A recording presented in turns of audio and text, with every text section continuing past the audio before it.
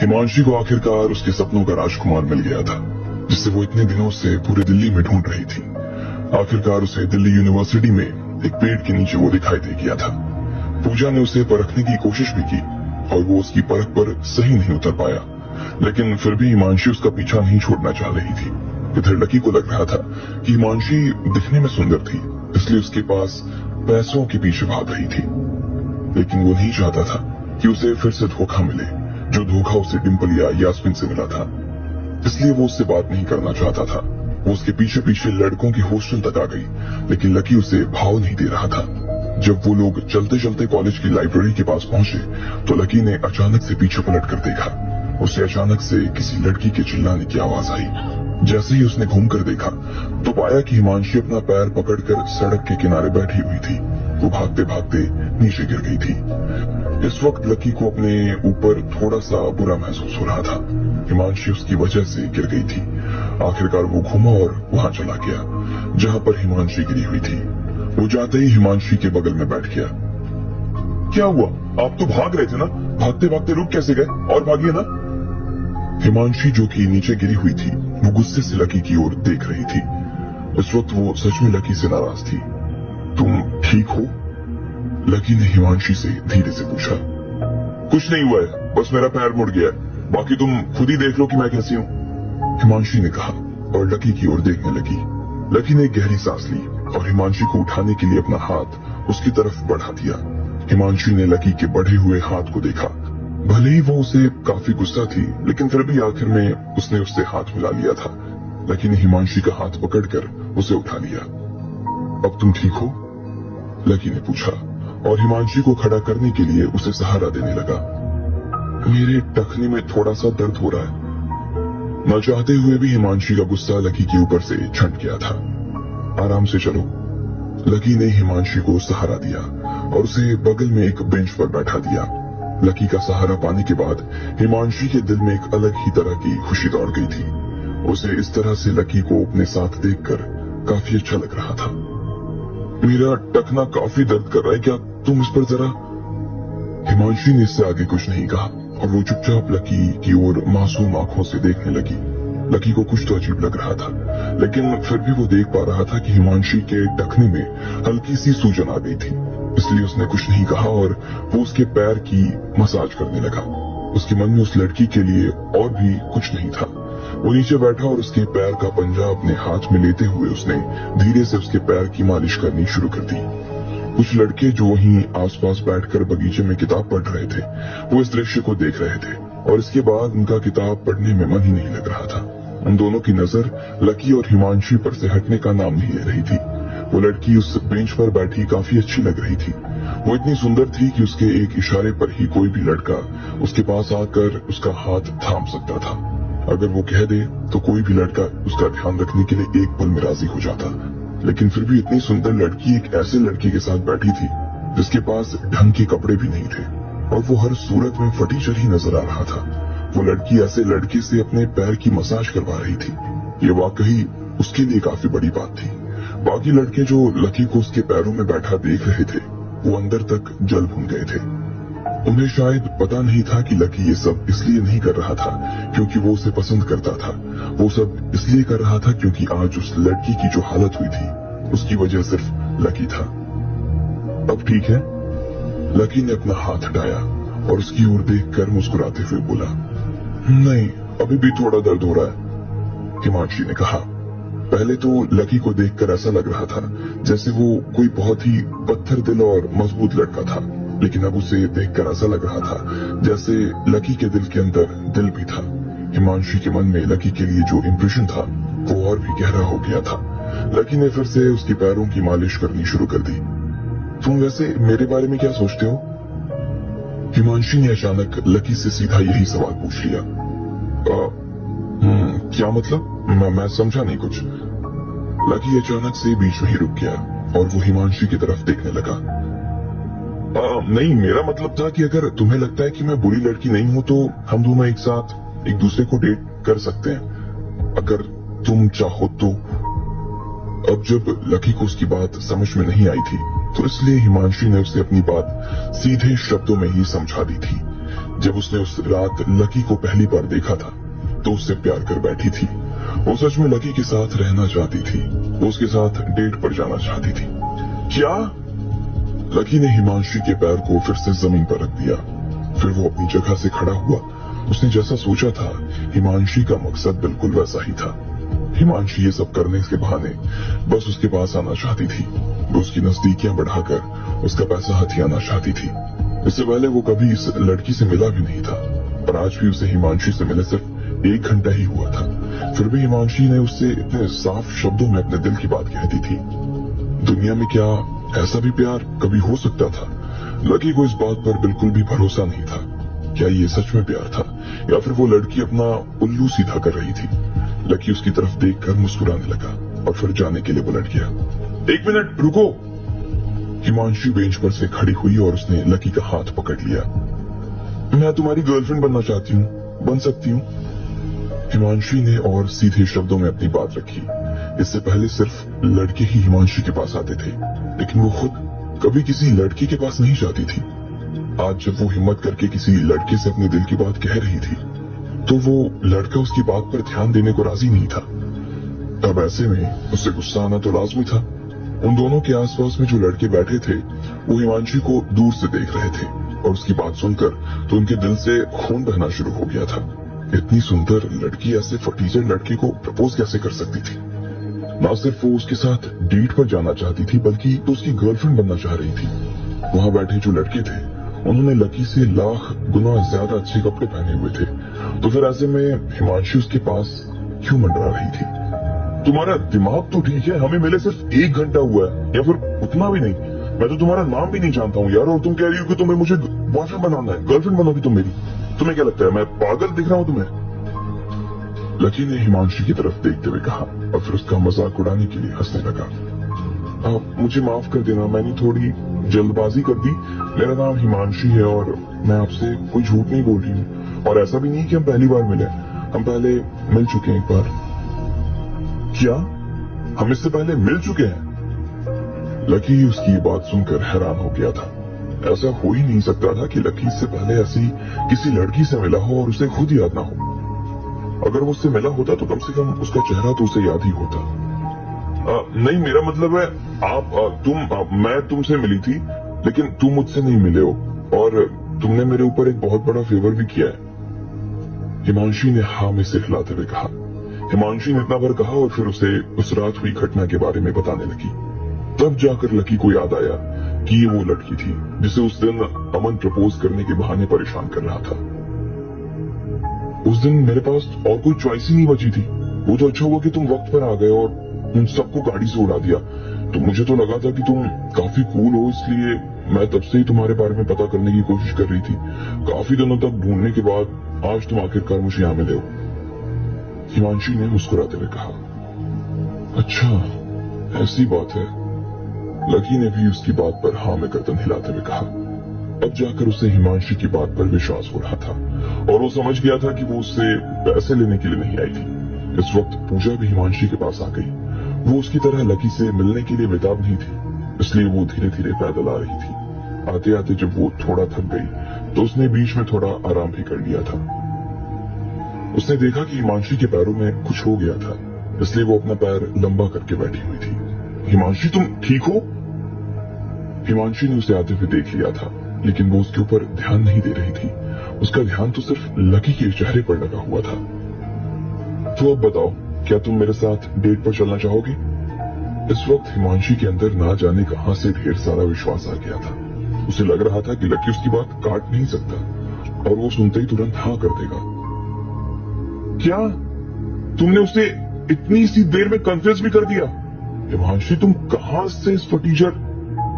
पूजा बीच में बोलने की कोशिश कर रही थी, लेकिन कोई भी उसकी बात सुनने को राजी नहीं था। हिमांशी लकी को देखकर और उसे मिलकर ही समझ गई थी कि वो किस तरह का इंसान था, और इसलिए वो अपना मत लकी के लिए इतनी जल्दी तो बदलने नहीं वाली थी। मैं तुम्हें आखिरी बार वार्न कर रही हूँ, हिमांशी को देखकर उसको हाँ करने की हिम्मत भी मैं नहीं करना चाहता। लकी ने पूजा की बात बीच में ही काटते हुए कहा। अरे, तुम हिमांशी को जानते हो? वो तुम्हारे सामने खड़ी और उसके बाद तुमने उसे मना कर दिया। तुम कितने बेशर्म आदमी हो। पूजा बिना लकी की बात सुने ही उसके ऊपर बरस पड़ी। जैसे तो वो पहले से ही उसकी बात सुनने की मूड में नहीं थी और उसने जवाब पहले ही अपने मन में बना लिया था। लेकिन जैसे ही उसे ध्यान आया कि लकी ने कहा कि वो हिमांशी को डेट नहीं करना चाहता था, तो वो दंग रह गई। उसे लगने लगा कि लकी सच में कोई पागल था। अगर वो कोई समझदार इंसान होता तो हिमांशी को देखकर कभी ना करने वाली बेवकूफी नहीं करता। पूजा ने लकी की बात को सुनने के बाद हिमांशी को देखा। वो गुस्से में अपने होंठों को चबा रही थी। तुम अंधे हो? हिमांशी जैसी लड़की तुम्हारे सामने कन्फेस कर रही है और तुम ऐसे भाव खा रहे हो। तुम्हें मालूम भी है कि तुम कितनी अच्छी अपॉर्चुनिटी अपने हाथ से खो रहे हो। भूसा भरा तुम्हारे दिमाग में। इससे पहले कि हिमांशी का मूड पूरी तरह से खराब हो जाता, पूजा ने उसे संभालने के लिए जानबूझकर ही लकी को सुनाना शुरू कर दिया। लकी भी उसकी बात को चुपचाप सुने जा रहा था। चाहे हिमांशी कितनी भी सुंदर थी, लेकिन ना तो लकी उसके प्रपोजल को एक्सेप्ट करना चाह रहा था और ना ही कभी कर सकता था। मुझे ना करने के पीछे एक कारण बताओ। हिमांशी ने लकी की ओर मुस्कुराते हुए देखा और कहा। उसके दिल में उसे कितना दर्द हो रहा था। वो उसे दबाते हुए बड़ी मुश्किल से लकी की ओर देखकर मुस्कुरा रही थी। दरअसल बात ऐसी है कि मैं पहले से ही किसी के साथ हूँ। लकी ने अपना कंधा उचकाते हुए कहा। चाहे हिमांशी हो या फिर चाहे कोई और, लेकिन लकी अब राधिका के अलावा ना तो किसी और के साथ रह सकता था और ना ही रहना चाहता था। ये कारण सुनने के बाद हिमांशी को थोड़ा अच्छा लग रहा था। उसे कम से कम इस बात की तसल्ली हो गई कि उसमें कोई कमी नहीं थी और इससे ये भी साबित हो गया कि लकी एक जिम्मेदार लड़का था। ऐसे लड़के हिमांशी को बहुत पसंद थे। तो क्या हुआ? अगर तुम्हारी कोई गर्लफ्रेंड है, तुम चाहो तो मैं उसे कंप्लीट कर सकती हूँ। मुझे तो लगता है कि अगर तुम थोड़े दिन मेरे साथ रहोगे ना, तो तुम अपनी गर्लफ्रेंड को भूल जाओगे और हमेशा के लिए ना मेरे साथ आ जाओगे। हिमांशी की आंखों में फिर से उम्मीद की किरण जाग गई थी। नहीं, ऐसे खेल खेलने की कोई जरूरत नहीं। मैं जिसके साथ हूँ उसके साथ रहना मुझे बहुत अच्छा लगता है और मैं उससे प्यार करता हूँ। मैं उससे वादा भी कर चुका हूँ कि मैं हमेशा उसके साथ रहूंगा और उसका ध्यान रखूंगा, लकी ने कहा। और अचानक उसकी आंखों के सामने राधिका का चेहरा उभर आया। उसे याद करते ही लकी के चेहरे पर मुस्कान आ गई थी। इधर हिमांशी उसके चेहरे की मुस्कान देखते ही चौंक गई। उसने अपनी जिंदगी में कभी इतनी ईमानदार मुस्कान नहीं देखी थी। मैं तुम्हारी गर्लफ्रेंड से एक बार मिलना चाहती हूँ। मैं ये देखना चाहती हूँ कि उसमें क्या ऐसा है जो मुझ में नहीं है, हिमांशी ने कहा। लकी को लग रहा था कि वो तो उसके पीछे ही पड़ गई थी। लकी को समझ नहीं आ रहा था कि आखिर वो उसके लिए इतना बेचैन क्यों हुए जा रही थी, जबकि वो तो उसके बारे में कुछ जानता भी नहीं था। अब आगे क्या होने वाला था? क्या लकी हिमांशी को राधिका से मिला था या फिर उसकी इस मांग को भी वो टाल देता? आपको क्या लगता है? क्या होंगे इन सभी सवालों के जवाब? कमेंट बॉक्स में हमें कमेंट करके जरूर बताएं और सभी सवालों के जवाब को जानने के लिए सुनते रहिए समझ सिर्फ पॉकेट एफएम पर। हिमांशी लकी का पीछा करते करते कब लाइब्रेरी के पास गिर गई थी उसे पता नहीं चला। उसके गिरने के बाद जब लकी ने उसे देखा तो उसे हिमांशी पर दया आ गई और वो उसकी मदद करने के लिए उसके पास चला गया। हिमांशी के पैर में दर्द हो रहा था और उसने लकी से अपने पैर की मसाज करने के लिए कहा। लकी ने मसाज शुरू कर दिया और मौका पाते ही हिमांशी ने उसे प्रपोज कर दिया, लेकिन लकी ने उसका प्रपोजल एक्सेप्ट नहीं किया और उसे ठुकरा दिया। इस बात का ना तो हिमांशी को ना ही पूजा को भरोसा हो रहा था। जब हिमांशी ने उसके पीछे का कारण जाना तो उसे लकी और ज्यादा अच्छा लगने लगा। मैं तुम्हारी गर्लफ्रेंड से मिलना चाहती हूँ। मैं देखना चाहती हूँ कि उसमें ऐसा क्या है जो मुझ में नहीं है, हिमांशी ने लकी के सामने ये पेशकश रखी। तुम उससे अभी नहीं मिल सकती, वो कॉलेज में नहीं है, काम पर गई है। ठीक इसी वक्त लकी का फोन बज उठा। उसने देखा कि फोन राधिका का था। राधिका, क्या हुआ? सब कुछ ठीक है ना? अच्छा, तुमने इसलिए फोन किया क्योंकि तुम्हारी ट्रेनिंग खत्म हो गई है। ये तो बहुत अच्छी बात है। देखो, अगर तुम अपने टीचर की बात सुनती रहोगी ना तो तुम बहुत जल्दी सब कुछ सीख जाओगी। ठीक है, चलो तुम दोपहर में फ्री हो, फिर मैं तुम्हें लेने के लिए आ जाऊंगा। ठीक है, बाय, लकी ने कहा और फिर फोन काट दिया। जब हिमांशी ने लकी के चेहरे पर राधिका से बात करते हुए इस तरह के भाव देखे तो उसे ना जाने क्यों राधिका से जलन होने लगी। बात सुनकर तो ऐसा लगता है कि तुम दोनों एक दूसरे से बहुत प्यार करते हो, हिमांशी ने मुस्कुराते हुए कहा। लेकिन उसकी दिल में उतनी ही जलन भी हो रही थी जितनी उसे पहले महसूस हो रही थी। लेकिन उसने अपनी जलन को छुपाते हुए आगे कहा, लेकिन ऐसा नहीं है कि मैं तुम्हें इतना प्यार नहीं कर सकती, बल्कि मैं तुम्हें उससे ज्यादा प्यार दूंगी। मुझे तो लगता है कि वो तुमसे पहले मिली थी, इसलिए वो उसे एडवांटेज बन गया। वो अलग बात है। अगर मैं उससे पहले तुम्हारे सामने आ जाती ना तो शायद आज तुम मेरे होते, मेरे साथ होते, हिमांशी ने कहा। देखो, ये सब बातें और इन सभी बातों का अब कोई फायदा नहीं है। मैं भी उसके साथ हूं और हमेशा उसके साथ रहूंगा, इसलिए अब हम दोनों के बीच में कुछ नहीं हो सकता। प्लीज स्टे अवे, लकी ने कहा और निकलने लगा। हिमांशी को उसकी ये आखिरी सी बात चुप गई थी, इसलिए बोली, तुम क्या मुझे डांट रहे हो? खैर, अगर डांट भी रहे हो तो मुझे कोई परवाह नहीं है। जो आज तुम कह रहे हो ना, उसका नतीजा तुम्हें कल भोगना पड़ेगा। हिमांशी ने कहा, लेकिन उसके चेहरे पर गुस्सा के भाव नहीं थे। वो चुपचाप खड़ी उसे देख रही थी और मुस्कुरा रही थी, लेकिन सिर्फ उसकी आत्मा ही इस बात को जानती थी कि उसके दिल में खंजर फूंक गया था। लकी भी उसे देखे जा रहा था। हिमांशी की जुबान सच में काफी तेज थी। लकी ने आज तक अपनी जिंदगी में ऐसी कोई लड़की नहीं देखी थी। वो इतने साफ शब्दों में उसे मना कर चुका था, फिर भी वो उसे बात समझ नहीं आ रही थी। वो उसे डांट लगा रहा था, फिर भी हिमांशी उसके मुंह से डांट खा लेती थी। इसलिए लकी को लग रहा था कि वो लड़की रुई के जैसी हल्की थी। वो उसके ऊपर दबाव बना ही नहीं पा रहा था। तुम मेरा पीछा छोड़ने का क्या लोगी यार? लकी ने आखिरकार पूछा। तुम क्या मुझसे भीख मांग रहे हो? हिमांशी ने कहा। फिर उसने देखा कि लकी के चेहरे पर गुस्सा आ गया था, तो उसने बड़े प्यार से मुस्कुराते हुए आगे कहा, अच्छा चलो ठीक है, तुम यही चाहते हो ना कि मैं तुम्हें जाने दूं? ठीक है, मैं तुम्हें चले जाने दूंगी, लेकिन उससे पहले मेरी एक शर्त है। तुम्हें मुझसे एक चीज का प्रॉमिस करना पड़ेगा। कैसा प्रॉमिस? लकी ने कहा। वो इस वक्त उसे किसी भी चीज के लिए हाँ करके बस अपना पिंड छुड़वाना चाहता था। तुम्हें मेरे साथ अगले 3 दिनों एक पार्टी में चलना पड़ेगा और वहां पर तुम मेरे बॉयफ्रेंड बनकर चलोगे। हिमांशी ने लकी की आंखों में गहराई तक झांक कर देखते हुए कहा और आगे बोली, चिंता मत करो, असली का बॉयफ्रेंड नहीं बना रही हूं, सिर्फ बॉयफ्रेंड होने का ना नाटक करना है। लेकिन हाँ, नाटक अच्छे से करना पड़ेगा। ध्यान रखना कहीं हमारा भांडा ना फूट जाए। और अगर मैं ये बात नहीं मानूं तुम्हारी तो? लकी ने पूछा। शर्त को सुनने के बाद वो इतनी आसानी से मानने वाला नहीं था। वो देख पा रहा था कि हिमांशी उसे किसी भी बड़े लफड़े में उलझाने की कोशिश कर रही थी। नहीं मानोगी तो फिर मैं भी नहीं मानूंगी, बात खत्म। हिमांशी ने अपने दोनों हाथ बांधते हुए कहा और फिर लकी की आंखों में देखने लगी। लकी को लग रहा था कि जिस तरह से वो खड़ी थी, उसके बाद उसका इतनी आसानी से मान जाना आसान बात नहीं था। ठीक है, मैं सोचकर बता दूंगा, लकी ने कहा। जैसे ही उसका ये कहना था, हिमांशी फिर से बेंच पर बैठ गई और बोली, ठीक है, आराम से सोच लो, तब तक मैं यहीं बैठी हूं, बस रेडी होना पड़ेगा, तो उस हिसाब से थोड़ा जल्दी सोच लेना। हिमांशी हंसे जा रही थी। पूजा को भी उसकी इस हरकत पर हंसी आ गई और लकी को समझ नहीं आ रहा था कि आखिर ये लड़की किस मिट्टी की बनी थी। ठीक है, मैं चलने के लिए तैयार हूं, लकी ने एक गहरी सांस छोड़ते हुए कहा। शाबाश, अब क्या तुम मुझे अपना नाम बताओगे प्लीज? हिमांशी ने पूछा।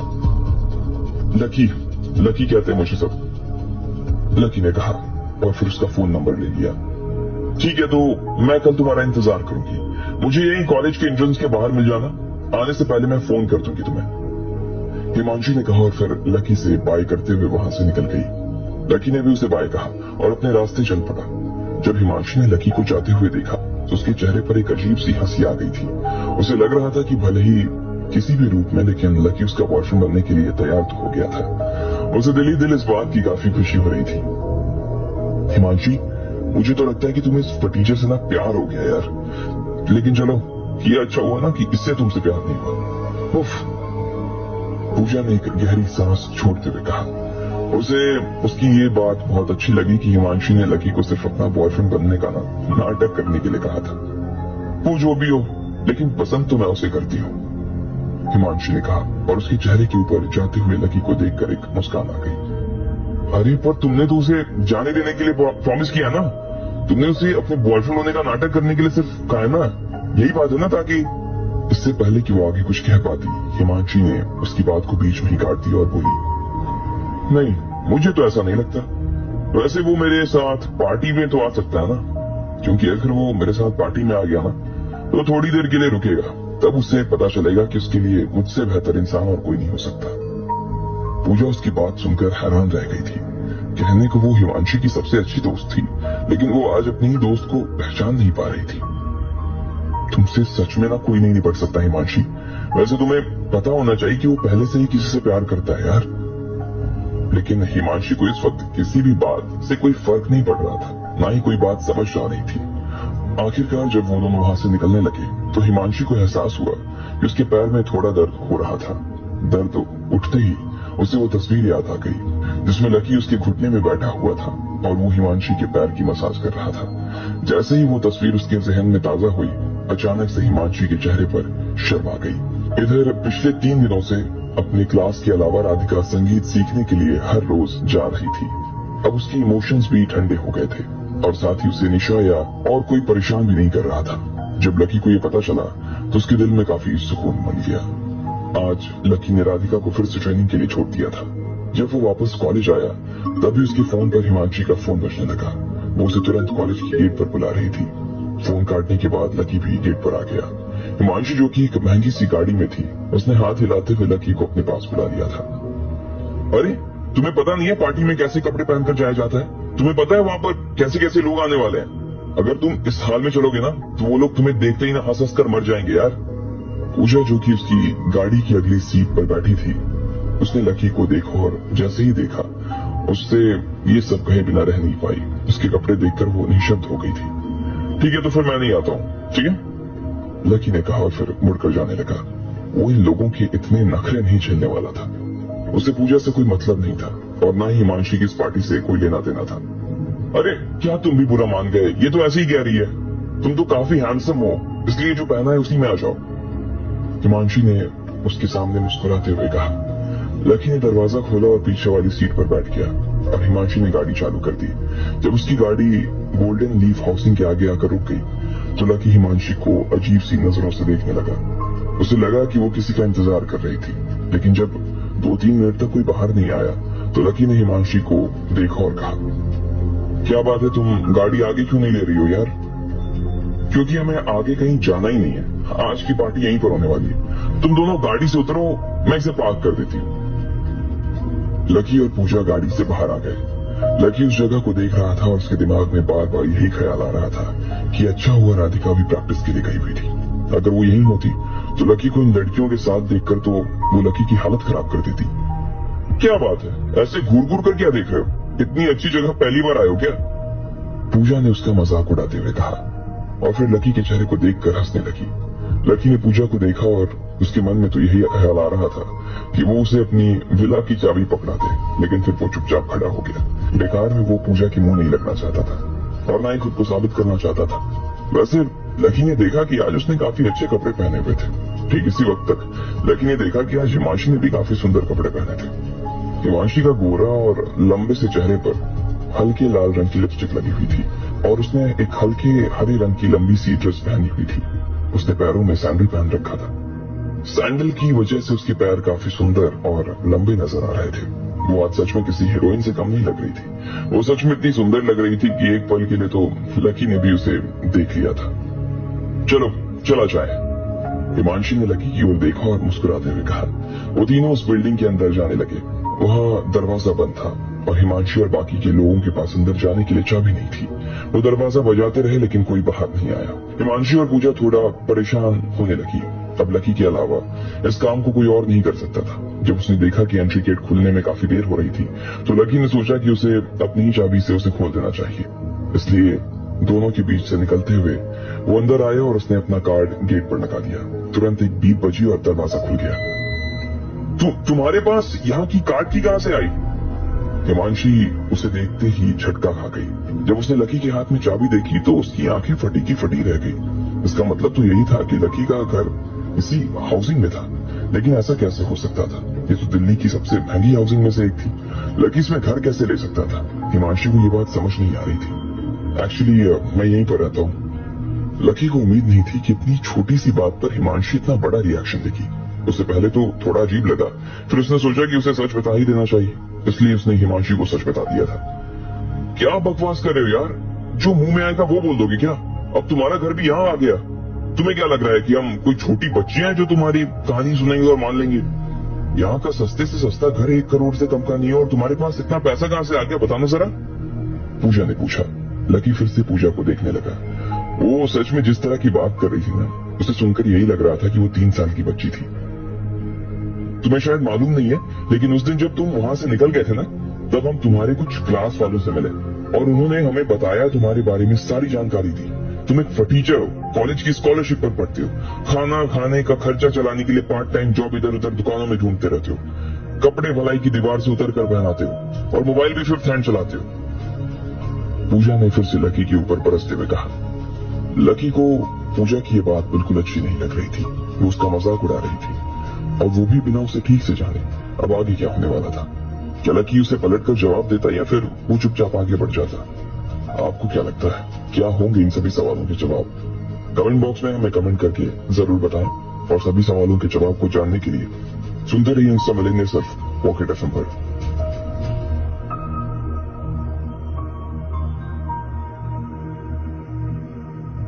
हिमांशी ने लकी को भी ढूंढ लिया था और उसे बात करने का मौका मिल गया था, लेकिन लकी को उससे बात करने की ना कोई दिलचस्पी नहीं थी। उसने पहले ही हिमांशी के सामने ये बात साफ कर दी कि वो किसी भी हाल में उसके साथ डेट पर नहीं जाना चाहता था, क्योंकि वो राधिका से प्यार करता था। लेकिन हिमांशी भी उसे छोड़ने वाली नहीं थी और उसने उसे अपना फेक बॉयफ्रेंड बनकर पार्टी में चलने के लिए राजी कर लिया। पार्टी भी कहीं और नहीं बल्कि वहीं हो रही थी जहां पर लकी का विला था। जब काफी देर तक विला का एंट्रेंस नहीं खुला तो लकी ने उसे अपनी चाबी से खोल दिया। उसने कहा कि उसका घर यहीं पर था, तो पूजा उसकी बात सुनकर उल्टा उसके ऊपर ही बरस पड़ी। उसे बहुत गुस्सा आ रहा था और इससे पहले कि वो अपना गुस्सा उसके ऊपर उतार पाता, हिमांशी ने पूजा को शांत करवाते हुए कहा, पूजा, हो सकता है कि ये सही कह रहा हो। अरे ऐसा कैसे हो सकता है? उस दिन वो गाड़ी के बारे में बात कर रही थी, आज ये कह रहा है कि यहाँ पर रहता है। अरे ये इतनी आसानी से मैं बेवकूफ नहीं बना सकता ना। बस करो, मैं कह रही हूँ ना, अगर वो कह रहा है तो सही कह रहा होगा ना। हिमांशी ने उसे चुप कराते हुए कहा। हिमांशी के दिल में सच में एक उम्मीद की किरण जाग गई कि लकी उन दोनों से झूठ नहीं बोल रहा था। हिमांशी, मुझे लगता है ना कि इसके साथ साथ तेरा भी दिमाग खराब हो गया। मुझे लगता है कि यहाँ पर पार्ट टाइम नौकरी करता होगा या फिर यहाँ पर क्लीनिंग का काम करता होगा, इसलिए इसके पास ये एंट्री कार्ड है। पूजा ने फिर से लकी का मजाक उड़ाते हुए कहा और आगे बोली, क्या तुम हमारे साथ अंदर आने की हिम्मत कर सकते हो? अगर तुम यहाँ पर रहते होगे ना तो कोई ना कोई तो तुम्हें जरूर पहचानता होगा। लकी को पूजा की बात से कोई फर्क नहीं पड़ रहा था। उसका ना तो हिमांशी से कोई रिश्ता था और ना ही पूजा से, इसलिए उसे इन दोनों की परवाह करने की कोई जरूरत नहीं थी और ना इन दोनों को कुछ साबित करना चाहता था वो। देखा, मैंने कहा था ना, ये आदमी हमेशा बस झूठ ही बोलता रहता है। पूजा की जुबान फिर से कैंची की तरह चलनी शुरू हो गई। उसे लगता था कि लकी सिर्फ झूठ ही बोल रहा था। हिमांशी खुद उसकी इस तरह की बातों को सुन सुनकर थक गई थी। उसने सोचा कि लकी सच बोल रहा था या झूठ, इस बात का पता भी चल जाएगा। ऐसा सोचने की हिम्मत भी मत करना कि हमें ये पता नहीं चलेगा कि तुम क्या सोच रहे हो। मैं जानती हूँ कि तुम हिमांशी को धोखा में रखना चाहते हो ताकि धीरे धीरे उसकी जिंदगी में आ जाओ और फिर उसके साथ एक ऐशो आराम वाली जिंदगी बिताओ, है ना? लेकिन बॉस, मेरे होते हुए ना तुम ऐसा सोचने की हिम्मत भी मत करना। पूजा ने फिर से कहा, सुनो, तुम ये बात मत भूलो कि तुम्हारी दोस्त के पास मैं नहीं आया था, तुम्हारी दोस्त मेरे पास आई थी। अगर तुम दोनों को लग रहा है कि मैं झूठ बोल रहा हूँ तो तुम लोग अपनी पार्टी एंजॉय करो, मैं यहाँ से निकलता हूँ। लकी ने कहा और वहां से निकलने लगा, लेकिन इससे पहले वो निकल पाता, हिमांशी ने बीच में ही पूजा को टोक दिया और बोली, पूजा बस भी करो यार। उसे लगने लगा कि पूजा की जुबान कुछ ज्यादा ही चल रही थी। वो महसूस कर पा रही थी कि लकी उस तरह का इंसान नहीं था जिस तरह पूजा उसे दिखाने की कोशिश कर रही थी। लकी, तुम प्लीज इसकी बातों का बुरा मत मानना। वो क्या है ना कि ये मेरी बहुत अच्छी दोस्त है, इसलिए बस मेरी चिंता रहती है इसे। हिमांशी ने इधर लकी का मूड ठीक करने के लिए कहा। उसे सच में पूजा की बातों का बुरा लग रहा था और उसका गुस्सा उसके चेहरे पर साफ दिखाई दे रहा था। चलो हम लोग अंदर चलते हैं, शायद पार्टी भी शुरू हो चुकी होगी। हिमांशी पूजा और लकी के बीच में आकर खड़ी हो गई और तीनों अंदर दाखिल होने के लिए आगे बढ़ चुके थे। थोड़ी दूर चलने के बाद वो तीनों लोग गोल्डन लीफ हाउसिंग के अंदर दाखिल हो चुके थे। वहां बहुत सुंदर सुंदर विले बने हुए थे। उनके बाहर और सड़क के किनारे पर ढेर सारे अच्छे अच्छे पौधे लगे थे जिनका रंग शाम के रंग में खुलने लगा था।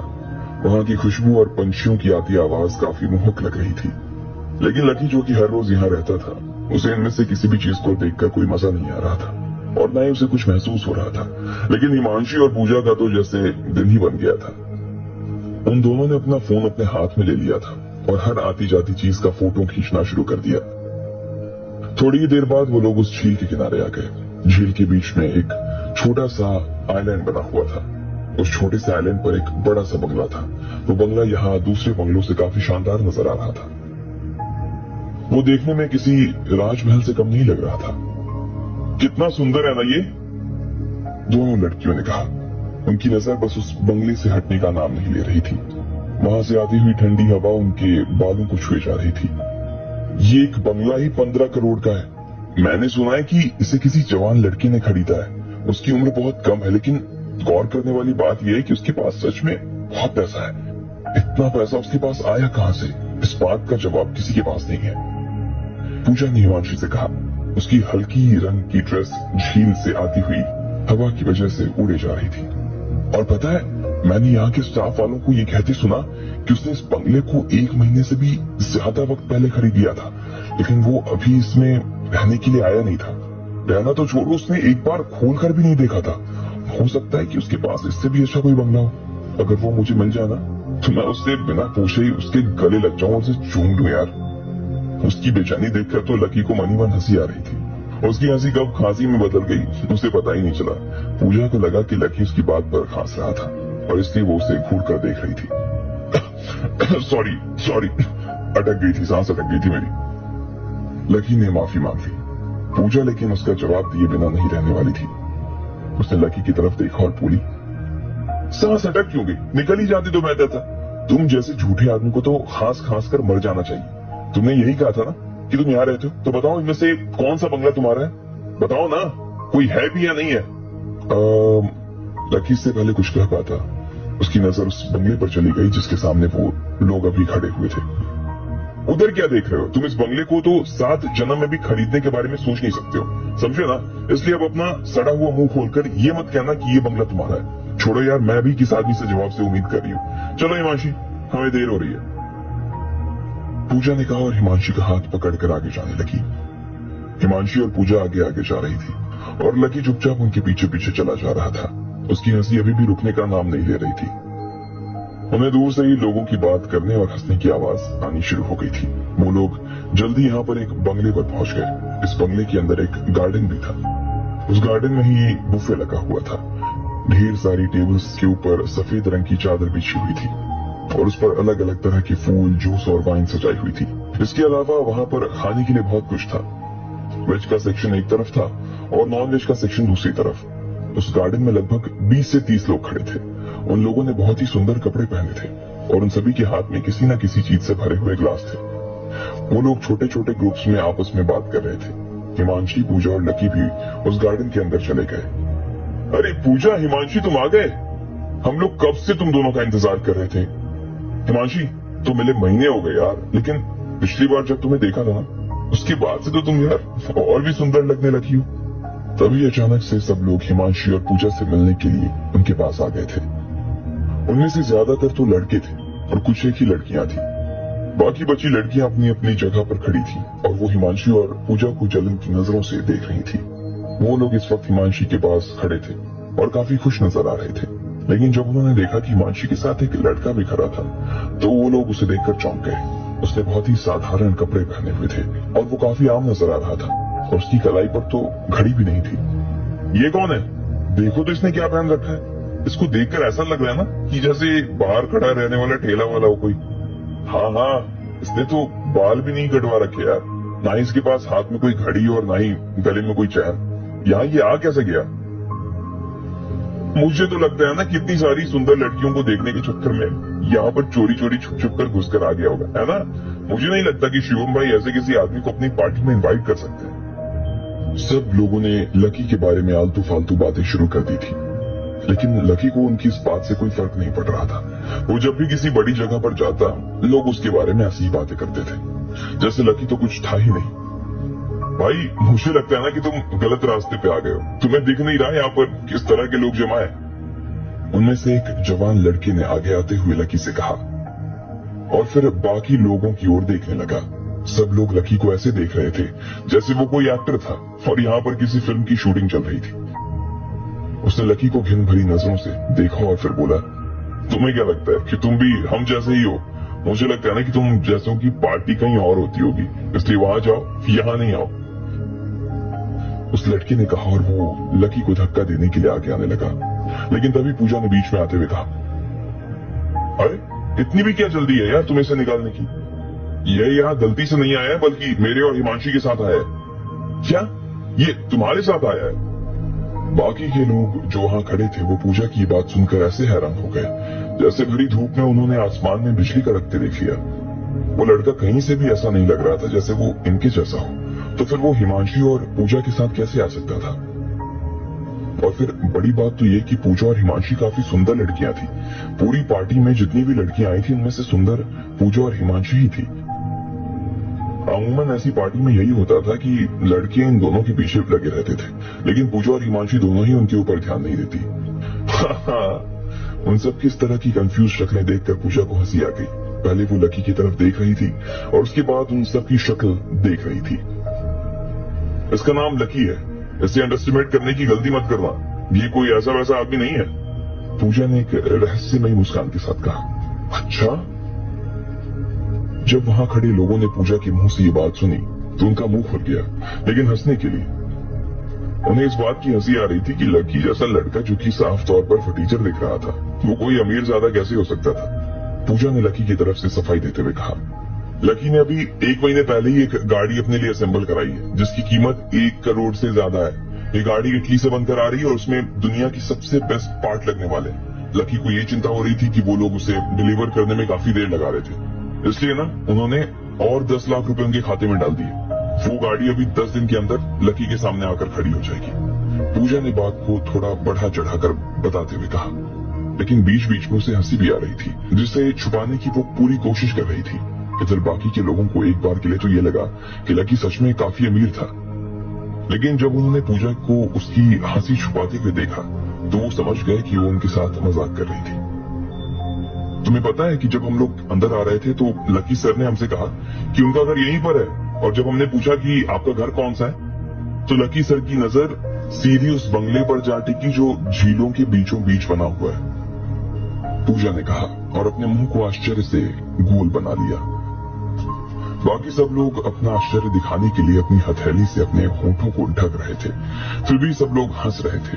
लकी को बहुत गुस्सा आ रहा था, उसने गुस्से में अपनी मुट्ठी भींच ली थी और वो पूजा का मुंह तोड़ देने वाला था। क्या वो सच में ऐसा करता या उससे पहले ही हिमांशी मामले को संभाल लेती? आपको क्या लगता है, क्या होंगे इन सभी सवालों के जवाब? कमेंट बॉक्स में कमेंट करके हमें जरूर बताएं, और सभी सवालों के जवाब को जानने के लिए सुनते रहिए इंस्टा सिर्फ पॉकेट एफएम पर।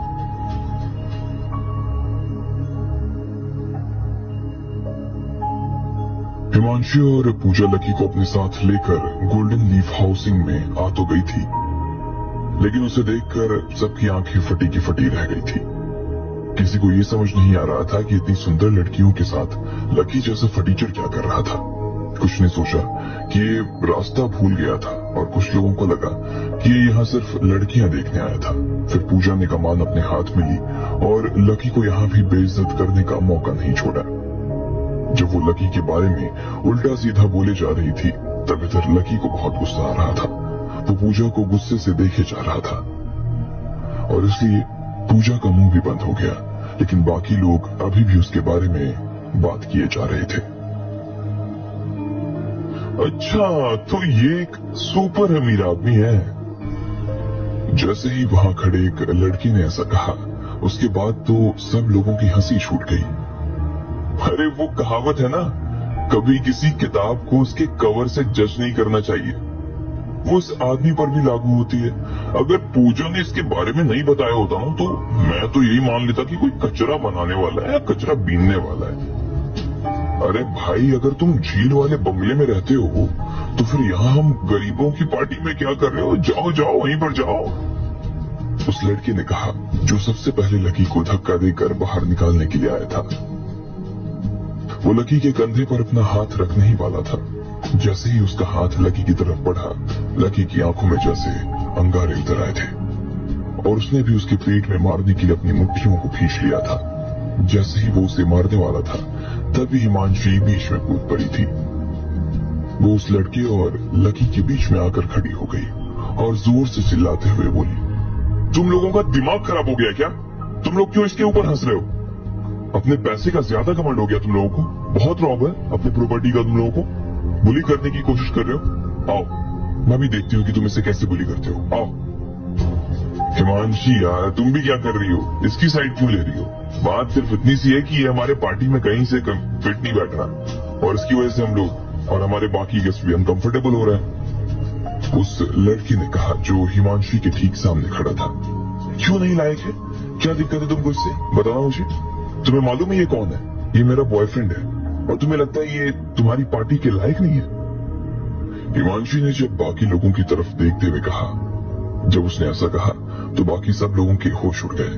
उन्हें विश्वास नहीं हो रहा था कि ये फटीचर हिमांशी का बॉयफ्रेंड था। उसे लग रहा था कि हिमांशी या तो उन सबसे पूजा से भी बड़ा मजाक कर रही थी या तो वो लकी को बचाने के लिए आगे आ गई थी। हिमांशी ने उसकी बात पर अभी तक कोई रिएक्शन नहीं दिया था, लेकिन वो सीधा ये कह रही थी कि लकी जो कि फटीचर था, जो सिर्फ बड़ी बड़ी बातें करना जानता था, वो उसका बॉयफ्रेंड था। ये बात पचाना ना सबके लिए बिल्कुल ऐसा ही था जैसे लोहे के चने चबाना। लकी खुद भी इस बात को नहीं पचा पा रहा था। हालांकि उसे मालूम था कि हिमांशी ने उसे पहले ही बोल दिया था कि उसे यहाँ पर उसका बॉयफ्रेंड बनकर ही आना होगा। हिमांशी देखो, पूजा इससे पहले ही बहुत मजाक कर चुकी है और तुम हमारे साथ और मजाक मत करो प्लीज। तुम्हारे बारे में सबको पता है, ये तुम्हारा बॉयफ्रेंड हो ही नहीं सकता यार। तुम्हारी पसंद कैसी है ये बात सब अच्छे से जानते हैं। इससे पहले जब कुछ बहुत बड़े बड़े घरों के लड़के तुम्हारे पीछे पड़े थे तब तुमने तो उन्हें हाथ तक नहीं किया था और अब तुम कह रही हो कि ये लड़का तुम्हें पसंद है। तुम इससे अपना बॉयफ्रेंड बनाने के लिए कह रही हो? कैसे हाँ कर सकती हो यार? हाँ यार, ये सही कह रहा है। हाँ, अभी थोड़े दिन पहले तो अमान तुम्हारे पीछे पड़ा था और तुमसे परेशान भी हो गई थी। मुझे तो लगता है ना हिमांशी ने इसे अपना फेक बॉयफ्रेंड बना लिया होगा ताकि वो बाकी लड़कों को अपने पास आने से रोक सके। हाँ यार, हो सकता है ये असली वजह हो। बाकी सब लोग ने भी उस लड़के की बात में हाँ में गर्दन हिला दी। उसकी इस बात के पीछे के कारण सब लोगों ने अपने मन में पहले ही बनाना शुरू कर दिया था। हिमांशी उन सब के लिए किसी देवी से कम नहीं थी। ये बात वहाँ खड़ा होकर हर एक आदमी मानता था, इसलिए वो इस बात को नहीं मान पा रहे थे कि लकी उसका बॉयफ्रेंड था। हिमांशी, चलो सच बताओ कि हम सही कह रहे हैं या नहीं कह रहे? कह रहे हैं ना? उस लड़के ने हिमांशी के सामने मुस्कुराते हुए देखा और कहा, हाँ देखो, अगर तुम्हें लड़कों से बचने के लिए किसी और को बॉयफ्रेंड बनाना है तो तुम्हें चिंता करने की जरूरत नहीं, मैं रेडी हूँ। और मैं भी, हाँ, ये काम तो मैं भी कर सकता हूँ और मैं इस टीचर से तो लाख गुना ज्यादा बेटर हूँ। जब हिमानी ने उन लोगों को देखा जो उसके सामने कुछ ज्यादा ही स्मार्ट बनने की कोशिश कर रहे थे तो उसे हंसी आ गई। तुम लोगों से ये किसने कहा कि ये मेरा बॉयफ्रेंड नहीं है और मेरा बॉयफ्रेंड होने का सिर्फ नाटक कर रहा है? हिमांशी ने मुस्कुराते हुए कहा। बाकी सब लोग हिमांशी की तरफ असमंजस भरी नजरों से देखने लगे। इस बात में उन्हें कहीं से कोई शक की गुंजाइश नजर नहीं आ रही थी। हिमांशी की हर तरह से कंडीशन काफी अच्छी थी, तो फिर वो लकी जैसे किसी लड़की के साथ कैसे आ सकती थी? ठीक इसी वक्त जब सबके चेहरे पर 12 बजे हुए थे तब हिमांशी ने लकी की तरफ देखा। लकी खुद भी काफी सरप्राइज नजर आ रहा था, लेकिन जिस तरह से हिमांशी उसे देख रही थी और जिस तरह से वो उसके बचाव में उतरी थी, उसके बाद तो एक बार के लिए लकी को भी हिमांशी अच्छी लगने लगी थी। वो चाहता तो उन सब का मुंह अपने दम पर ही बंद करवा सकता था, लेकिन हिमांशी के होते हुए उसे ऐसा करने की नौबत नहीं आई। हिमांशी ने लकी को देखा, फिर उसने अपने पैर के पंजों को थोड़ा सा ऊपर उठाया और लकी के होंठों को चूम लिया। सब कुछ इतना जल्दी हुआ कि इससे पहले लकी कुछ समझ पाता, हिमांशी उससे पहले ही दूर हो गई थी। जैसा हाल बाकी लोगों के चेहरे का था वैसा ही हाल इस वक्त लकी के चेहरे का भी हो गया। उसके अलग होने के तुरंत बाद ही लकी को राधिका का ख्याल आया। उसकी आंखों में शर्म भर आए। उसे समझ नहीं आ रहा था कि वो राधिका से इस बात की माफी कैसे मांगेगा, लेकिन उसे ये सब कुछ बहुत बुरा लग रहा था। उसका दिल तो कर रहा था कि वो जोर से रोने लगे और यहाँ से भाग जाए। राधिका की पीठ के पीछे वो ऐसी हरकत करने के बारे में सोच भी कैसे सकता था। इधर जब हिमांशी लकी से अलग हुई तो उसके भी रोंगटे खड़े हो गए। उसके अंदर क्या क्या चल रहा था उसे खुद इस बात का अंदाजा नहीं था। उसे गर्मी और सर्दी दोनों एक साथ लग रही थी। ये हिमांशी का पहला किस था और इससे पहले उसने अपने पहले किस के बारे में हजारों बार इमेजिन किया था, लेकिन उसने कभी ये नहीं सोचा कि उसका पहला किस इस तरह से होने वाला था। वो लकी को ठीक से किस भी नहीं कर पाई थी क्योंकि लकी उसे किस करने देना नहीं चाहता था। लकी अभी भी उसे गुस्से भरी नजरों से देख रहा था। ये तुमने ठीक नहीं किया हिमांशी, लकी ने कहा। उसे गुस्सा आ रहा था और साथ ही उसकी आंखों में आंसू भी दिखाई दे रहे थे। ऐसा ही गुस्सा वहां बाकी खड़े लोगों में भी दिखाई दे रहा था। लकी ने उसे घूरकर देखा और वहां से जाने लगा। लकी, लकी रुको! हिमांशी भी उसके पीछे पीछे भागते हुए जाने लगी। उसे समझ नहीं आ रहा था कि उसने ऐसा क्यों किया, लेकिन बस उस पल में वो अपने आप को रोक नहीं पाई। वो लकी को रोकने के लिए उसका हाथ पकड़ने की कोशिश कर रही थी, लेकिन लकी बार बार उससे अपना हाथ छुड़वाते हुए आगे निकलता जा रहा था। उसका नर्म हाथ लकी की सख्त कलाई पर बार बार फिसलता जा रहा था। लकी दरवाजे के बाहर आ गया था कि तभी अचानक उसकी कलाई पर एक हाथ आया। इस बार जो हाथ उसकी कलाई पर कस गया था वो काफी मजबूत था। लकी ने घूमकर देखा तो पाया ये वही लड़का था जो लकी को धक्का देने के लिए आया था। क्या हुआ भाई, अपने आप को बहुत हीरो समझ रहे हो? वो लड़की जिसे यहाँ हर कोई लड़का पसंद करता है, हर एक लड़का उसके लिए जान देता है, और जब वो तुझसे बात करने के लिए कोशिश कर रही है तो उसे भाव नहीं दे रहा तू। वो तुझे किस कर रही है और तू उल्टा सीधा बोलकर निकल रहा है। तुझे क्या लगता है तू बहुत बड़ा आदमी है कोई? तो अपने मन में जो भी सोचता होगा सोच ले, लेकिन इस बात को मैं तुझे बता देता हूँ कि तू हिमांशी के लायक नहीं है। पता नहीं उसने तेरे जैसे सड़क छाप आदमी को कैसे पसंद कर लिया, भगवान जाने। उस लड़की ने कहा और लकी को धक्का दे दिया। लकी हल्का सा पीछे हो गया था, लेकिन उसने कुछ कहा नहीं। वो हिमांशी की सच्चाई बताकर उसे सबके बीच में बदनाम नहीं करना चाहता था। इससे पहले कि उन दोनों के बीच में हाथापाई होती, हिमांशी फिर से बीच में आ गई। उसकी पलकों की कोरे पर आंसू साफ नजर आ रहे थे। अरे ये क्या कर रही हो तुम? दिमाग खराब हो गया क्या? वो आकर फिर से लकी के सामने खड़ी हो गई थी। हिमांशी सुन, ये लड़का आखिर तुझसे कैसे प्यार कर सकता है? और मुझे समझ नहीं आ रहा कि तू बार बार इसे बचाने क्यों आ रही है। तब तक उस लड़के के आसपास बाकी लोग भी आकर खड़े हो गए थे। लकी ने जो हिमांशी के साथ था उसका जवाब देने के लिए वो भी तैयार नजर आ रहा था। देखो, उसने मुझसे जो भी कहा हो या फिर मेरे साथ जो भी किया हो, ये हमारा आपस का मामला है। इन सब चीजों में तुम लोगों को पढ़ने की कोई जरूरत नहीं है, हिमांशी ने बाकी सब लोगों को वार्निंग देते हुए कहा। तब तक वो खुद भी समझ चुकी थी कि लकी को उसके ऊपर इतना गुस्सा क्यों आ रहा था। उसे जरूर राधिका की याद आ गई थी और इसलिए उसका दिल बैठ गया था। इस बात से फिर से ये साबित हो गया कि लकी एक अच्छा और ईमानदार आदमी था। भले ही लकी की वजह से सब लोगों के सामने हिमांशी की फजीहत हो रही थी, लेकिन फिर भी उसे इस बात की खुशी हो रही थी कि लकी सच में एक अच्छा आदमी था और वो अपनी जुबान का पक्का था। पूजा उसके ऊपर जिस तरह से इल्जाम लगा रही थी वो सभी झूठे थे। हिमांशी की बात सुनकर सबकी मुट्ठियां दोबारा खुल गई थी। पहले तो हिमांशी को और फिर लकी को सब देखे जा रहे थे। वो उसे बुरी तरीके से पीट देना चाहते थे, लेकिन उनके पास लकी के ऊपर हाथ उठाने की अब कोई वजह नहीं बाकी रह गई थी। जब हिमांशी को खुद बुरा नहीं लग रहा था तो फिर वो लोग उसमें क्या कर सकते थे और क्या कह सकते थे? वो सिर्फ खड़े खड़े तमाशा ही तो देख सकते थे। ठीक इसी वक्त लोगों के मन में एक और बात आ गई। अब वो लोग ये जानने के लिए बेताब हुए जा रहे थे कि आखिर ऐसी क्या बात थी जिसकी वजह से लकी ने हिमांशी को अपना मुरीद बना लिया था। वो क्या वजह थी जिस वजह से वो बार बार उसके बचाव के लिए आ रही थी? इससे पहले कि किसी को इस बात का जवाब मिल पाता या फिर इस सवाल को हिमांशी या लकी से पूछ पाता, पीछे से तालियां बजने की जोरदार आवाज आने लगी। सब लोगों की नजर तालियों की आवाज सुनकर बंगले की तरफ घूम गई। तुम मेरी बहन हो, इसलिए तुम बाकी लड़कियों से ना काफी अलग हो। सबने जैसे ही पीछे घूमकर देखा तो पाया कि एक लंबा और हैंडसम सा लड़का उस बंगले से बाहर निकल आया।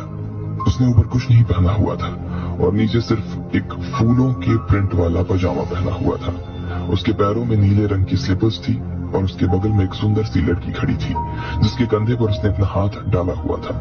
ये लड़का कोई और नहीं बल्कि हिमांशी का कजन भाई शिवम था। आज उसने अपना 30वां जन्मदिन मनाने के लिए इस पार्टी को ऑर्गेनाइज किया था।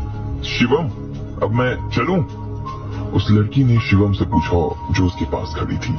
शिवम ने उसकी तरफ देखकर हाँ में गर्दन हिला दी और फिर उस लड़की ने मुस्कुराते हुए उसके गालों को चूम लिया और अपना बैग उठाकर वहां से निकल गई। शिवम भाई, तुम तो गजब हो यार। मुझे आए 1 घंटे से ज्यादा हो गया और आप उससे पहले से ही कमरे में हो।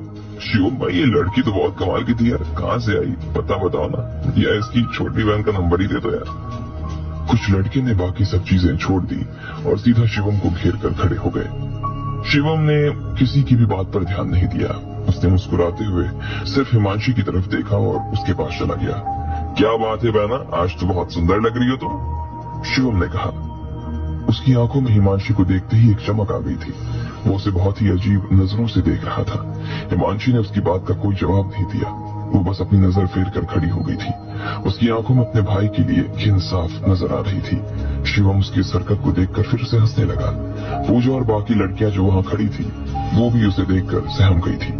आखिर शिवम ऐसा कैसा आदमी था और वो हिमांशी से क्या चाहता था? अब आगे क्या होने वाला था? आपको क्या लगता है, क्या होंगे इन सभी सवालों के जवाब? कमेंट बॉक्स में कमेंट करके हमें जरूर बताएं। और सभी सवालों के जवाब को जानने के लिए सुनते रहिए इंस्टा मिलियनेयर सिर्फ पॉकेट एफएम पर।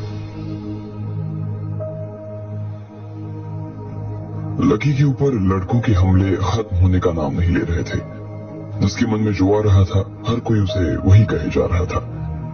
इससे पहले कि लकी पलटकर उनमें से किसी को जवाब देता, हिमांशी उसके बचाव के लिए आ गई। न सिर्फ वो उसके लिए बोल रही थी बल्कि उसने उसे किस भी कर दिया था। लकी को उसकी ये बात बुरी लगी और वो राधिका के बारे में सोचते ही वहां से निकलने लगा। हिमांशी उसे रोकना चाह रही थी लेकिन वो रुकने का नाम नहीं ले रहा था। इतने में सबका ध्यान उस लड़के ने खींच लिया जिसने आज पार्टी ऑर्गेनाइज की थी। वो और कोई नहीं बल्कि शिवम था। शिवम हिमांशी के पास आया और उसे गलत नजरों से देखने लगा। हिमांशी ने उस पर से अपनी नजर फेर ली थी। अच्छा, जरा देखूं तो वो कौन है जिसकी वजह से मेरी बहन मुझसे नजर भी नहीं मिलाना चाह रही है। शिवम ने हिमांशी से नजर हटाकर लकी के ऊपर टिका दी। पहले तो वो उससे और उसकी हालत को देखकर चौंक गया, फिर वो उसकी तरफ झीनी सी मुस्कान के साथ देखने लगा। वो लकी को इस तरह से देख रहा था जैसे वो कोई सड़क पर चलता बेचारा सा कुत्ता हो। क्या बात है बहना, तुम्हारी पसंद तो दिन ब दिन निखरती ही जा रही है। तुमने ये इतना अच्छा बॉयफ्रेंड ढूंढा कहां से, मिला कहां तुम्हें? शिवम ने एक शरारत भरी मुस्कान के साथ लकी की ओर देखा और फिर हिमांशी की तरफ देखते हुए कहा। वहां खड़े सभी लोगों को भी शिवम की आवाज में छुपा हुआ तंज समझ आ रहा था, इसलिए वो सब भी उसकी बात सुनकर हंसने लगे। सच में बहुत ही खतरनाक पसंद है यार। अरे तुम्हें मालूम है, अमान भाई भी यहाँ आ रहे हैं। जब से हिमांशी वहां से गायब हो गई है ना, तब से अमान भाई ने उसे ढूंढने में लगे हुए हैं। जब वो यहाँ आ जाएंगे और देखेंगे कि ये फटीचर हिमांशी का बॉयफ्रेंड है तो वो आज ही इसकी हालत खराब कर देंगे यार।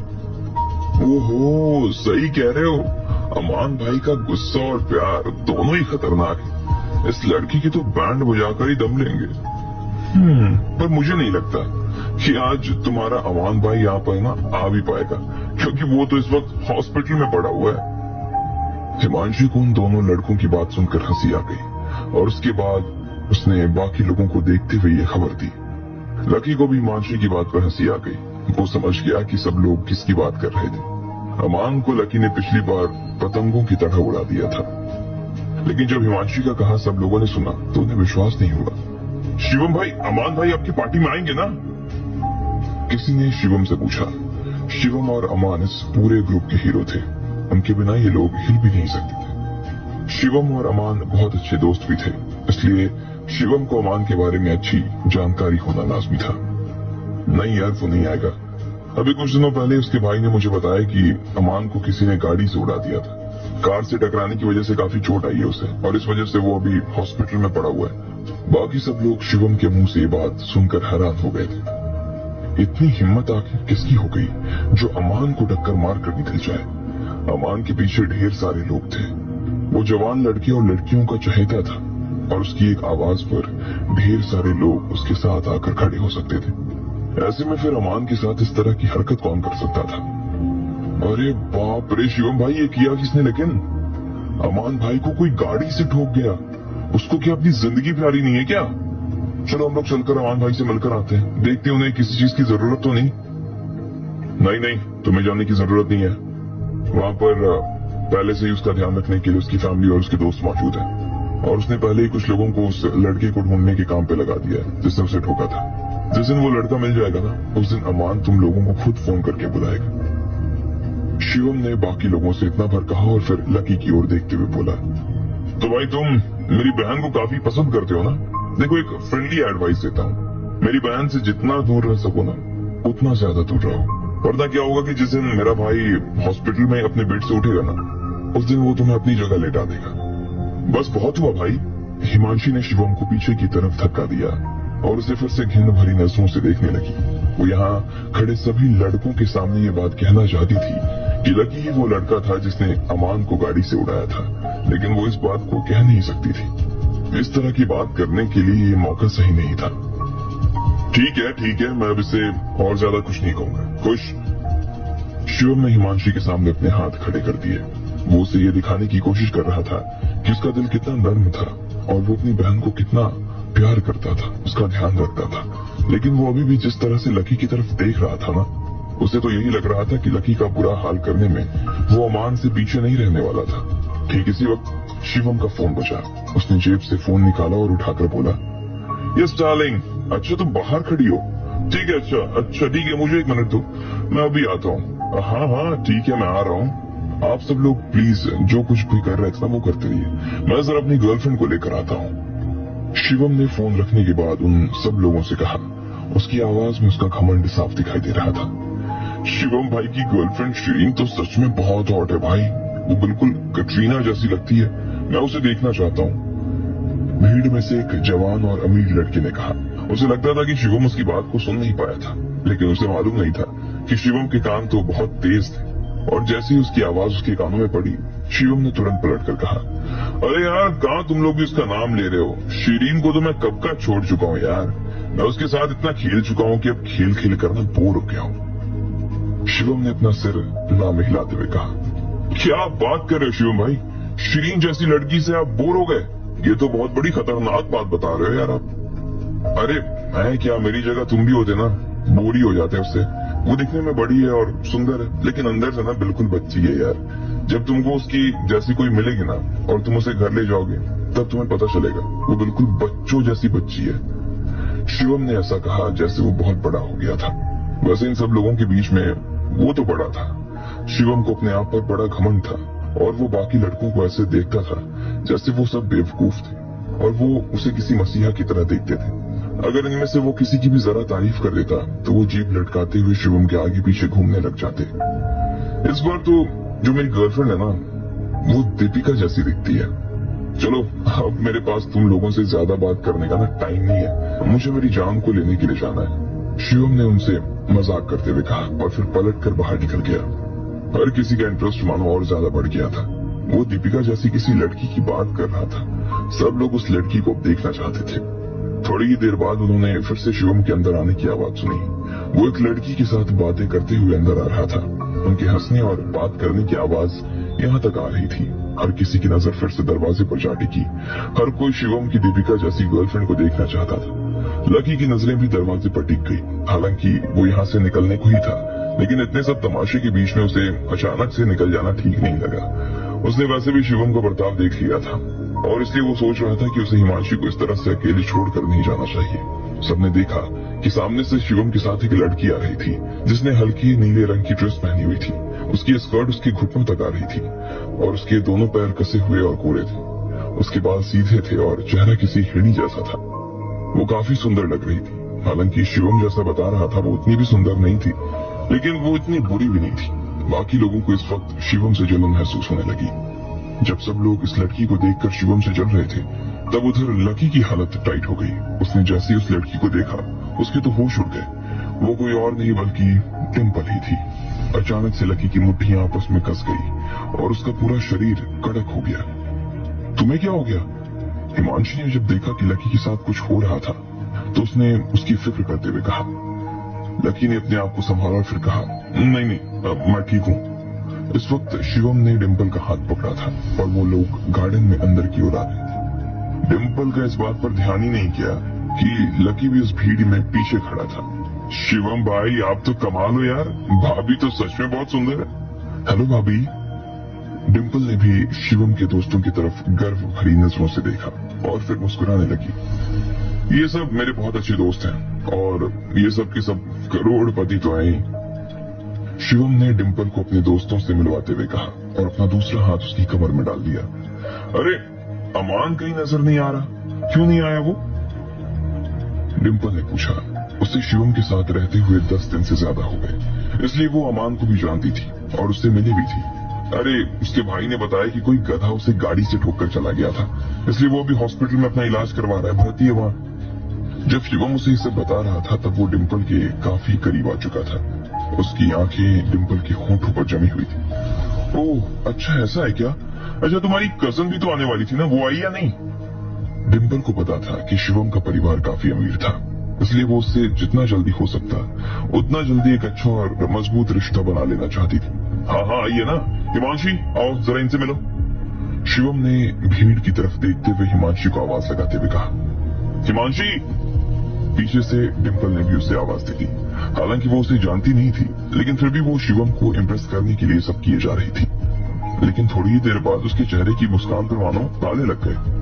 उसकी आंखों ने जैसे ही देखा कि एक लड़की उसकी तरफ बढ़ती आ रही थी, तभी उसने पीछे देखा कि लकी भी वहीं पर खड़ा था।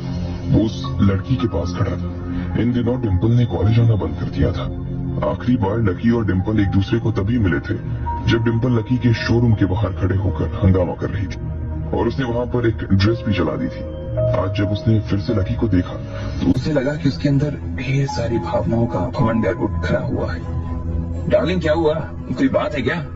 शिवम ने देखा कि डिंपल की नजरें लकी के ऊपर ऐसी टिकी थी कि टिकी ही रह गई थी। इसलिए वो मुस्कुराया और बोला, कहीं तुम ऐसा तो नहीं सोच रही कि फटीचर सा दिखने वाला लड़का मेरी पार्टी में क्या कर रहा है ना? वैसे तुम्हारी जानकारी के लिए मैं बता देना चाहता हूँ, मैंने इसे नहीं बुलाया क्योंकि तुम उसकी शक्ल देखो। मैं ऐसे किसी लड़के को पार्टी में तो बुला नहीं सकता हूँ, लेकिन क्या है कि ये मेरी कजन का बॉयफ्रेंड है। वैसे तुम्हारे इस बारे में क्या ख्याल है? लेकिन शिवम को इन दोनों का इतिहास पता नहीं था।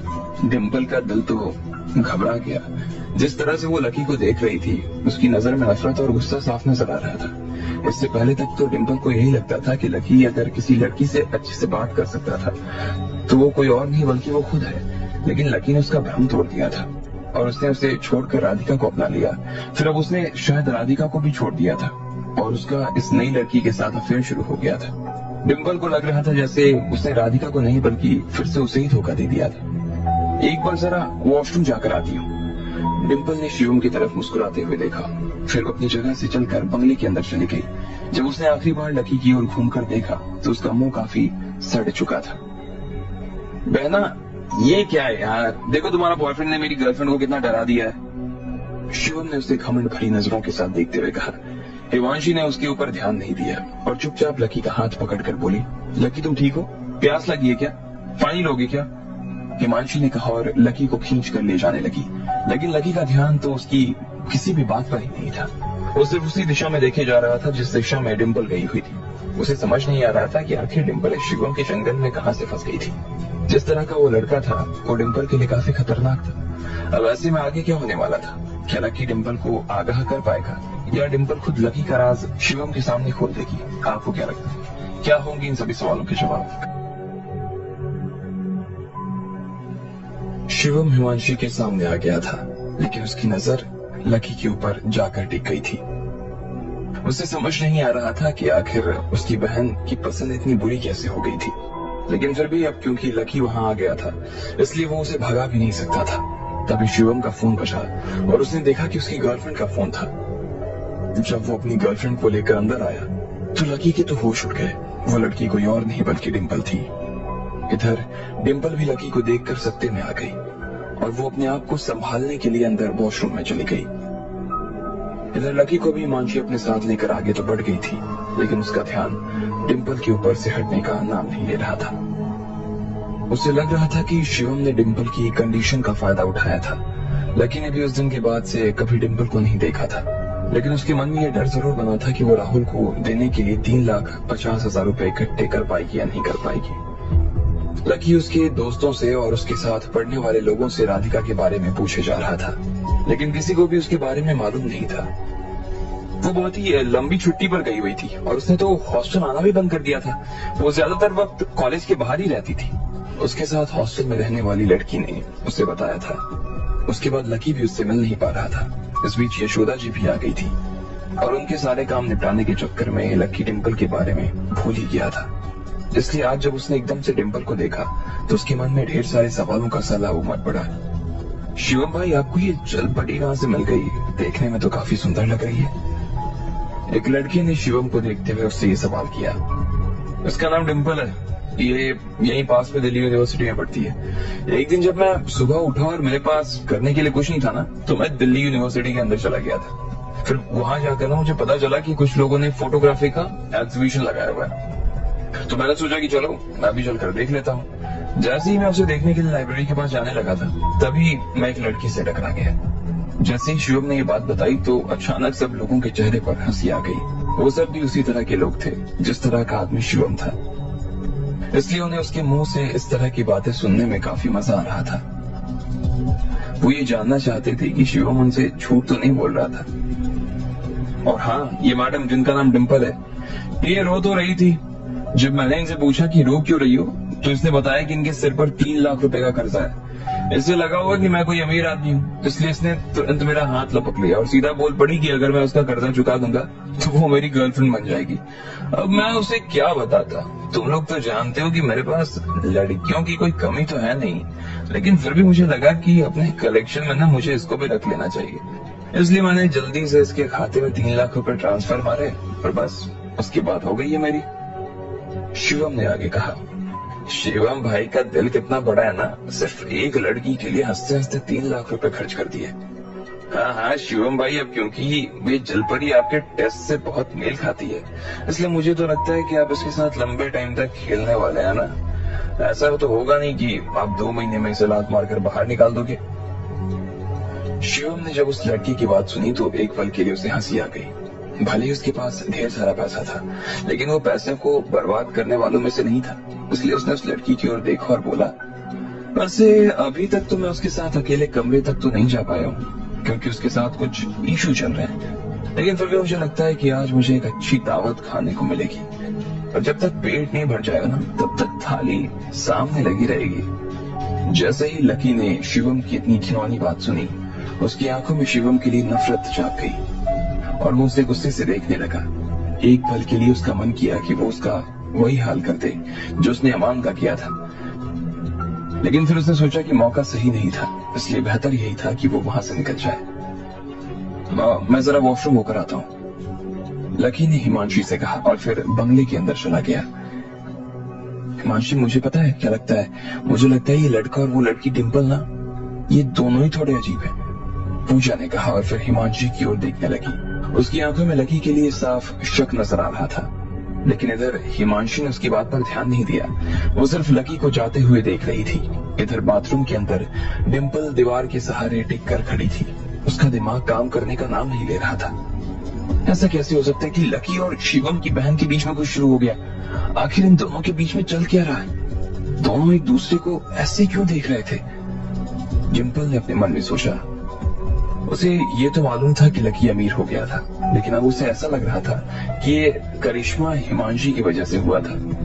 डिम्पल ने धुंधली आंखों से बाथरूम में लगे शीशे की ओर देखा तो उसे एक आदमी बाहर से चलकर अंदर आता नजर आया। उसने तुरंत अपना हाल और अपना मूड ठीक कर लिया था। फिर उसने जब ध्यान से देखा तो वो आदमी लकी था। उसने पहले तो अपने चेहरे पर मुस्कान उठ ली थी, लेकिन जैसे ही उसने देखा कि वो लकी था तो उसकी मुस्कान फिर से ठंडी पड़ गई। उसने फिर से अपने दोनों हाथों को बांधा और दीवार के सहारे टिक कर खड़ी हो गई। उसने अपने मन में कहा, फटीचर कहीं का। लकी तब तक अंदर